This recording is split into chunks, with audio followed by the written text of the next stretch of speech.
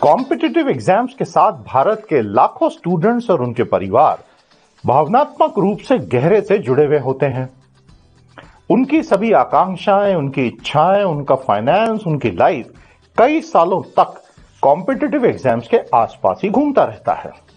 लेकिन हमारे सिस्टम की अनेक कमियां ऐसी हैं जो इन स्टूडेंट्स को और इनके परिवारों को बहुत परेशान करती हैं।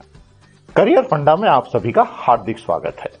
आज हम बात करेंगे हमारे सिस्टम की उन कमियों की जिसकी वजह से लाखों स्टूडेंट्स को अक्सर बहुत दिक्कत होती है, और हम ये भी देखेंगे कि इसका सॉल्यूशन क्या हो सकता है।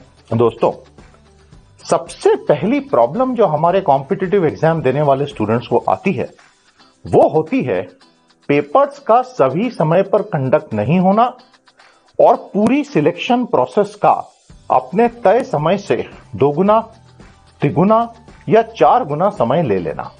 खास तौर पर ऐसी परीक्षाएं जैसे कि सिविल सर्विसेज की हैं, स्टेट लेवल की, और जिनमें इंटरव्यू इत्यादि शामिल हैं। कई बार हमने देखा है कि कुछ स्टेट्स में 2, 3, 4 साल तक प्रोसेस चली जा रही है। भारत का युवा, जिसे हम डेमोग्राफिक डिविडेंड ऑफ इंडिया कहते हैं, क्या यह जायज है कि इतने सारे स्टूडेंट्स और उनके पेरेंट्स पर इतने सालों तक इतना इमोशनल प्रेशर बना रहे? तो जिम्मेदार कौन है? अगर एग्जाम की प्रोसेस अपने फिक्स शेड्यूल से बहुत ज्यादा लेट होती है तो उस सिस्टम के किन लोगों को सजा मिली? मुझे तो नहीं लगता कि आज तक सिस्टम में किसी को भी आइडेंटिफाई करके इसके लिए जिम्मेदार भी ठहराया गया हो। जब तक ऐसा नहीं होगा, ये प्रॉब्लम्स चलती रहेंगी। देश के युवा का समय और भविष्य दोनों दांव पर लगता रहेगा। दूसरी बड़ी प्रॉब्लम हमारी कॉम्पिटिटिव एग्जाम्स के साथ पेपर का लीक हो जाना। कितनी ही खबरें हर महीने सामने आती हैं कि फला फला स्टेट में ये एग्जाम का पेपर वाले दिन ही सुबह लीक हो गया। पता चला 9 लाख या 10 लाख स्टूडेंट पूरे राज्य में अलग अलग सेंटर्स पे एग्जाम देने पहुंचे हैं और उसी वक्त पता चलता है कि एग्जाम हैज बीन कैंसल्ड। इतने सारे परिवारों का कितना पैसा बर्बाद। क्या कोई उन्हें मुआवजा देता है? क्या कोई मुआवजा मांगता भी है? और आखिर इस पूरे सिस्टम में बार बार ऐसा कैसे हो सकता है? सालों में कभी एक बार कुछ हो जाए तो बात समझ आती है, लेकिन अगर बार बार हमें अलग अलग राज्यों से खबरें आती हैं, इसका मतलब यह है कि भीतर से ही सिस्टम में बहुत कमियां हैं। कहीं ना कहीं सरकार को बहुत स्ट्रिक्ट लेवल पर इस प्रॉब्लम को खत्म करना होगा। तीसरी प्रॉब्लम होती है टेक्निकल इश्यूज।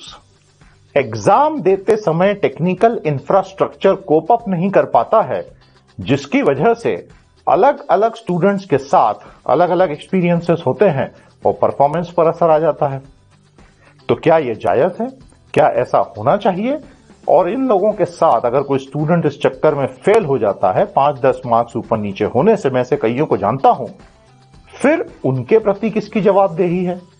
आज मैं ये सवाल इसलिए उठा रहा हूं दोस्तों, क्योंकि जैसे जैसे हमारी इकोनॉमी में नौकरियों की डिमांड बढ़ रही है लेकिन सप्लाई उस गति से नहीं बढ़ रही है, इन कॉम्पिटिटिव एग्जाम्स की प्रोसेसेस को टाइट रखना उतना ही इंपॉर्टेंट होता जा रहा है। चौथी और अंतिम बात, जो हम पहले भी उठा चुके हैं लेकिन आज फिर बात करेंगे, जो फाइनेंशियली स्ट्रांग परिवारों से नहीं है, क्या उनके लिए सभी तमाम कठिन परीक्षाओं में सपोर्ट देने की सही व्यवस्था है? आज भी कहीं ना कहीं हम ये पाते हैं कि माता पिता को बहुत एफर्ट लगा के बहुत महंगी शिक्षा लेनी पड़ रही है। टेक्नोलॉजी की इस एज में सरकार कोई सेंट्रल सॉल्यूशन क्यों नहीं प्रोवाइड कर सकती? ऐसे बहुत सारे ज्वलंत मुद्दे हैं जो करोड़ों लोगों को प्रभावित करते हैं। अच्छी बात यह है कि इन सब का सॉल्यूशन अवेलेबल है। Responsible administration, pin pointed responsibility and a single point of contact and a desire to hold people accountable, हमारे सिस्टम में बदलाव इस एटीट्यूड के साथ ही आएगा। तो मैं उम्मीद करता हूं कि आने वाले सालों में ये सारी खबरें हमारे लिए एक अजूबा बन के रह जाएगी कि कभी ऐसा होता था। तभी हम सच्चे अर्थों में हमारे युवा के साथ न्याय कर सकेंगे, करके दिखाएंगे।